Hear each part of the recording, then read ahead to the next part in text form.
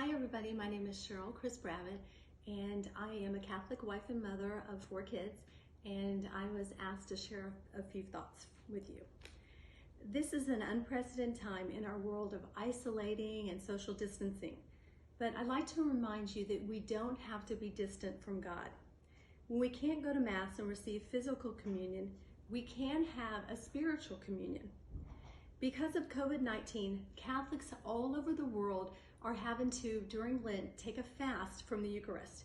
And for a Catholic, this is very disheartening to us, to not receive the Eucharist. What is a spiritual communion? Well, it's a term that's been around for a long time. It's a very old tradition, but it's rather new to many of us. A spiritual communion is when we can't go to Mass and receive communion physically, but we can ask God to come into our hearts and ask Jesus to be in our hearts and homes and receive Him spiritually. When can you get a spiritual communion? Well, the great news is we can do it right now at this very moment. St. Thomas described a spiritual communion as an ardent desire to receive Jesus in the most holy sacrifice, in communion at Mass, and in lovely embracing Him as if we were actually receiving Him. How do you get a spiritual communion? There's a prayer, it's very beautiful. It says, "My Jesus, I believe that you are present in the most holy sacrament.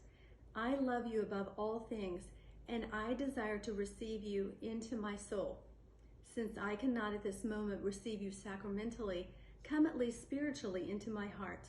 I embrace you as if you were already there, and unite myself wholly to you. Never permit me to be separated from you. Amen." As we're in this time of waiting and isolation, I'm reminded of the Apostle Paul when he was in prison, when he was in isolation, and when he was waiting. In Philippians 4:11, he wrote, while in prison, "I have learned in whatever situation I find myself to be self-sufficient. I know indeed how to live in humble circumstances. I know also how to live with abundance. In every circumstance and in all things, I have learned the secret of being well fed and of going hungry, of living in abundance and of being in need. I have the strength for everything through Him who empowers me." So my question is, what kind of attitude do you have during this time of waiting? My prayer for you is that you would be happy, be healthy, be safe, and may God be with you and your family.